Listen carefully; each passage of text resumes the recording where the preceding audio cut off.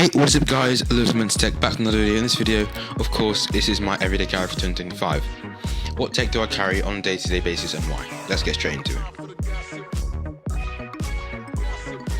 So first up, we have the Pixel 8a. Of course, my favourite phone of all time. I use it on a day-to-day basis.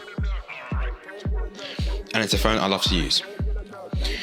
Why do I love this phone so much? It's obviously hard to explain, but there's so many great features that come together to make a great phone. For example, the 430 ppi screen, meaning that watching videos is crisp and clear, and also 2400 by 1080 screen, that's a full HD screen, and a 4000 mAh battery, which also works well. A good set of cameras, but obviously this is just an everyday carry, so I'm not going to go into too much detail. But of course, having all these elements work together creates a really lovely phone to use. It's a sturdy design, it's got a good design on the back, and what I love about this phone is how designed it is. It's got curved edges around the phone, which is great, and also, whilst bezels might come across as annoying, generally speaking they work great on a day-to-day basis, and this phone is great. This phone also has 120 Hz refresh rate, so I have no problems with recording, and also just has a really good battery life that probably lasts about a day and a half. So overall, no complaints with this phone. It's a great phone to use, and I've got multiple videos which I'll link in the description about the Pixel phones in general, and I'm going to make another video on this phone about Pixel features very soon, so stay tuned.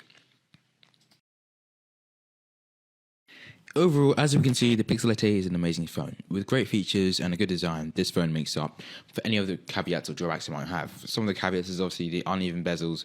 Sometimes software goes a bit weird, especially if you're on the beta version, and obviously the battery life with time can obviously make the phone heat up a little bit. Of course, this hasn't had the wild problems that we've seen in the Pixel 6a's where batteries are literally blown up and stuff.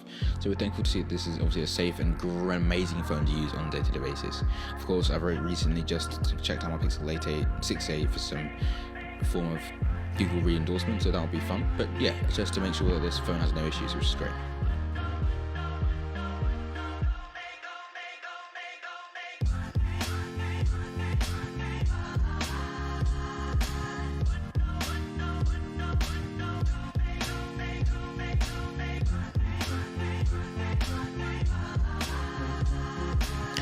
Next, the AirPods Pro 2. Of course, the best headphones I've ever used. 2 times better noise cancellation. I've proven this. I've used this on a plane and it works really well. Also, transparency mode is good, so is conversation in the wireless mode. And of course, using this with an Android phone means you lose out on features such as spatial audio and stuff, but I've tested out with an iPhone and it works as suspected. It's 100% worth £180 you can get it for now, and it's got a great design. It's an essential, I think, to almost every everyday carry. Of course, if money's a problem, which to be fair, these are expensive headphones, you can easily go and source out cheaper headphones such as, for example, the Beat Studio Buds and things like that. But these headphones, if you get them and if you can afford to get these headphones, are a great option. 100% worth the price. AirPods Pro 2, great headphones in 2025. Anything I don't dislike about them is probably if you wear them for too long, your ears start to hurt a bit, and it's obviously headphones can be bad for your ears, so just be aware of that.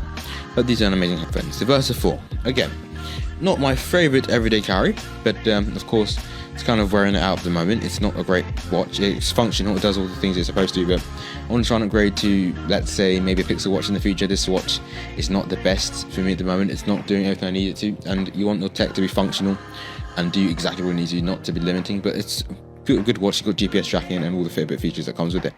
So old is gold, as they would say. I don't necessarily recommend it now. I'd definitely get a Pixel watch or Pixel Watch 2 or 3. The next one, the M1 MacBook Air. Again, this is quite hard to carry, but if I were to go on a trip, I'd take this with me. That's what an everyday carry is. And then these are performance heavy glasses. Oh, sorry, this is a performance heavy computer. I was thinking about my segment where I'm talking about how I got the glasses, which, to be fair, it is part of an everyday carry. I take them places, and it's more of a style thing, but I thought it would be nice to include, which is fair enough.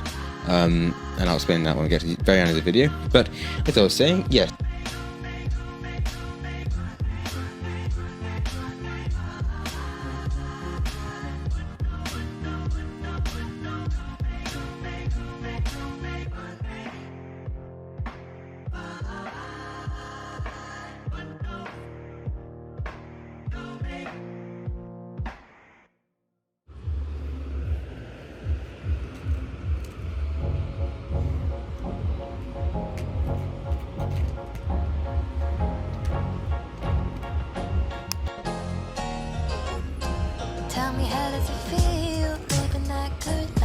performance with the M1 MacBook Air is solid.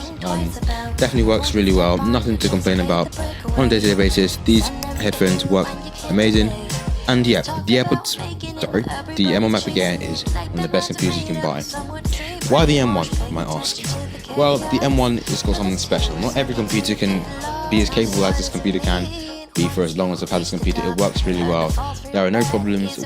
So let's run through the specs. We've got 8 CPU and 7 GPU cores, which is a great combination, as well as 8GB of RAM and a screen that covers a P3 wide color gamut, meaning that when you obviously use the screen, it works great with a variety of different modes and stuff. And obviously backlit keyboard, about £800, which is very good, and this is 100% worth it. This or an iPad, as answered in previous reviews. An iPad is probably slightly better than this. iPad OS 6 compared to iPad OS 26, compared to Mac OS X, is probably a bit more futuristic, and it's probably better. So yeah, an iPad is probably better in terms of an everyday carry, but of course this is just an everyday carry video, and it's not my fault that I'm not going in depth as I would be, because obviously it's an everyday carry video and it's not a review. But the M1 MacBook Air and almost everything in this computer is great to use. Alright, so let's do a quick segment of the video. I'm going to kind of be summarizing why an everyday carry is important and why you should pick your tech carefully.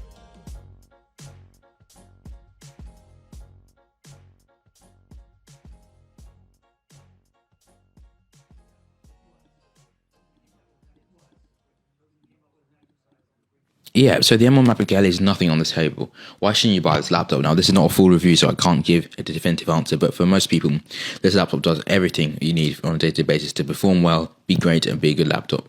This laptop performs well with its 8GB of RAM. I think the ideal version, as I mentioned, I think in other videos, is a 16GB of RAM and 32 gigabytes of RAM, and then 256 gigabytes of storage. That is always the ideal setup, and if you get this, I think you'll be fine. But generally speaking, the M1 MacBook Air is a lovely computer, and I love using it on a day-to-day basis. That's the end of the video, guys. If you enjoyed, make sure to like, subscribe down below, and I'll see you guys in the next one. Peace out.